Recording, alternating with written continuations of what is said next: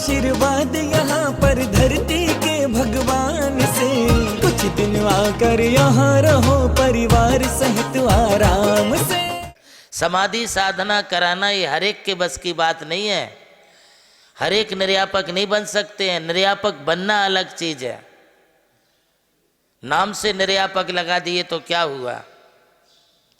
वो निर्यापक का मतलब है कि तुम्हें उनकी पूरी बैयावृत्ति का ध्यान रखना है। छपक है, कभी कभी हाथों में उठा के लेना पड़ता है। तुम अपनी आहार पानी की चिंता में रहोगे तो तुम सपक की सेवा कब करोगे? तुम्हें अपना खुद का सब छोड़ना पड़ता है। नहीं, मैं तो पहले अपना प्रतीकमण पढ़ूंगा, मैं अपनी सामायिक करूंगा। अरे छपक की सेवा से बढ़कर के दूसरी कोई सेवा नहीं होती है। छपक की सेवा करना एक तीर्थ की सेवा है। जैसे तीर्थ के दर्शन करने से हमारे लिए पुण्य लाभ होता है, वैसे आचार्य कहते छपक भी एक तीर्थ है। उस तीर्थ की सेवा करना भी ये अपना कर्तव्य है। बस मन में निर्विचिकित्सा के भाव रखो। अनेक उदाहरण हमारे यहाँ हैं। उद्यान राजा का भी दृष्टांत आता है। मुनिवर की सेवा करने में जग प्रसिद्धि उसकी हो चुकी थी, तो एक देव ने यह सोचकर कि देखें इतनी जग प्रसिद्धि उद्यान राजा की हो रही मुनियों की सेवा करने में, तो एक अत्यंत वयोवृद्ध बूढ़े मुनि का रूप बना करके उनके यहाँ पहुँच गया। पड़गाहन होके हार हो गया, लड़खड़ा रहे हैं, हाथ पांव कांप रहे हैं, मुंडी हिल रही है। गिरास लेते हैं तो ऐसा ऐसा हाथ होता है। ऐसा रूप बनाया कि मानो सचमुच में बहुत बीमार ही हो। जब आहार उनके लिए दिया गया तो उद्यान राजा के यहाँ, राजा था, राजा के यहाँ जितना आहार बना था वो पूरा आहार खा गए, पूरा ले लिए, पूरा पानी सब जो भी था सब ले लिया। और पूरा होने के बाद अब राजा ने सोचा अब क्या करें, तो दूसरी तैयारी करने लगा। मुनि महाराज ने वो भी ले लिया, सब खा लिया। अंत तो गत्वा, वो मुनिराज ने जो है पूरा का पूरा खा के बमन कर दिया और राजा के ऊपर पूरा बमन कर दिया। राजा के पूरे कपड़े दुर्गंधित बमन से अत्यंत गंदे हो गए, बास मारने लगी। ऐसी बास उठी कि जो आहार देखने वाले थे वो भाग खड़े हुए। अब वहां पर अकेला उद्यान राजा बचा। उद्यान राजा ने कहा मुनिवर मेरे से क्या आहार देने में गलती हो गई, मैंने तुम्हें क्या प्रकृति के प्रतिकूल आहार दे दिया है जिससे तुम्हारे लिए जो है तकलीफ हो गई। हे मुनिराज दया निधान, आप मेरे ऊपर करुणा करो और हमारे इस अपराध को क्षमा करो। मेरे से आहार देने में, बैयावृत्ति में बहुत बड़ी गलती हुई है।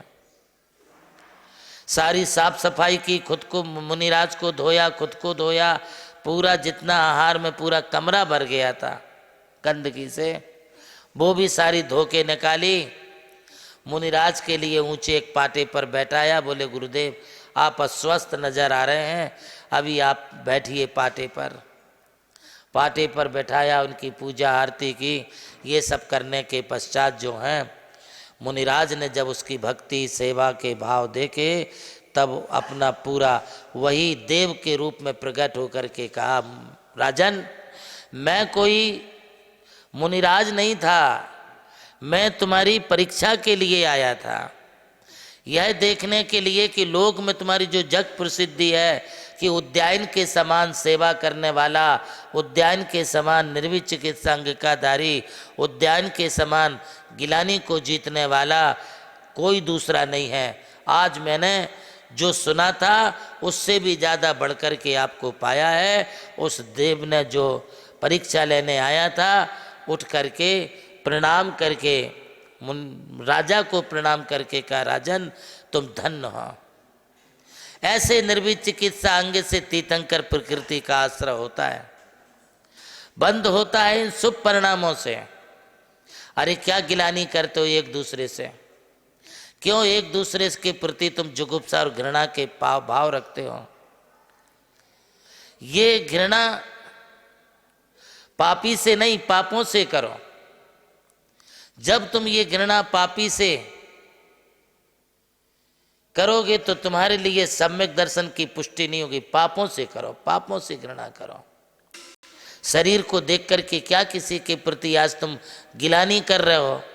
खराब शरीर देख के, वयोवृद्ध शरीर देख के, मैला शरीर देख के, हैं, अथवा सांवला कलर देख के, या उसकी बॉडी कलर अच्छा नहीं है उसे देख करके तुम गिलानी कर रहे हो, तो इसका मतलब है कि तुम्हें किसी की अच्छी बॉडी देख करके प्रेम हो रहा है। सुंदर शरीर देख करके क्या तुम प्रेम करोगे? बोलो, क्या तुम चर्म से प्रेम करते हो कि गुणों से प्रेम करते हो? जय जिनेंद्र, मैं नंदुरबार महाराष्ट्र से हूँ। आज हम जो आए हुए हैं ये नमोकार तीर्थ में, जिसकी विशेषता यह है कि एक बहुत बड़ा, एक अद्भुत और अद्वितीय प्रोग्राम होने जा रहा है। उसके अंतर्गत हम समाज के सभी प्रतिनिधित्व सदस्यगण हम यहाँ पर मौजूदा हालात में हैं, और विशेष रूप से कि हम जो आए हुए हैं उसका एक औचित्य यह है कि ये हम खुद स्वयं स्वभक्ति से हम यहाँ पर अपना डिपार्टमेंट समिति के गठन के हिसाब से हम खुद चूज़ कर रहे हैं। ये प्रोग्राम, ये कार्यक्रम आने वाले भविष्य में एक अद्भुत और अलौकिक होवे, ऐसी प्रभुचरणी प्रार्थना है। और हम सब तन मन धन से हम पूरी तरह से इसमें सेवा देंगे, और प्रभु से प्रार्थना है कि हमें इतनी शक्ति प्रदान करें। जय जिनेंद्र। प्रभु श्री राम की जन्मभूमि अयोध्या रही और मोक्ष भूमि मांगी तुंगी। इसी यात्रा में उनके चरणों की रथ से पावन हुई ये भूमि राम टेकड़ी, जहां अनादि निधन महामंत्र नमोकार को समर्पित दिव्य तीर्थ का निर्माण हुआ। नमोकार तीर्थ जो स्थित है नासिक जिले की चांदवड़ तहसील के ग्राम मालसाने में, परम पूज्य गणाधिपति गणधराचार्य श्री कुंतु सागर जी महाराज के उत्तराधिकारी शिष्य परम पूज्य सारस्वताचार्य देवनंदी जी महाराज ने कई तीर्थों के जीर्णोद्धार के पश्चात एक ऐसे तीर्थ की परिकल्पना की कि जहाँ के दर्शन मात्र से ही जैन धर्म का ज्ञान हो सके, जिसके विशाल प्रांगण में प्रवेश करते ही दर्शन होते हैं विश्व के सबसे ऊंचे समोशरण के 108 फीट ऊंचा यह समोशरण बोलता हुआ समोशरण होगा, जो आधुनिक टेक्नोलॉजी पर आधारित होगा। इसकी परिक्रमा आप मिनी ट्रेन और नौका विहार के माध्यम से भी कर सकेंगे। समोशरण में भूतल पर कलिकुंड पार्श्वनाथ भगवान और पद्मावती माता के 24 स्वरूप विराजमान है। प्रथम तल पर चंद्र प्रभु भगवान की 32 फीट ऊंची अति मनोहर पद्मासन प्रतिमा विराजमान है। विश्व के सबसे ऊंचे पंच परमेष्टि के 51 और 31 फीट की प्रतिमाएं भी यहाँ पर स्थित हैं। साथ ही जैनागम के महान गुरुओं को समर्पित अति सुंदर गुरु मंदिर है। ध्यान कक्ष, ग्रंथालय, संत भवन, 22,000 स्क्वायर फीट का विशाल पिलरलेस हॉल और 200 से अधिक कमरों की धर्मशाला, भोजनशाला, समाज जन हेतु कम खर्च में मांगलिक आयोजन के लिए मंगल कार्यालय, और आगामी योजना में है जैन नॉलेज सिटी। और इस भूमि पर आकर आपको अनुभव होगा नमोकार केवल एक तीर्थ नहीं, एक दिव्य अनुभूति है। वो अनुभूति आपकी भी प्रतीक्षा में है। अरे लूट लो आशीर्वाद यहाँ पर धरती के भगवान से, कुछ दिन आकर यहाँ रहो परिवार सहित आराम से।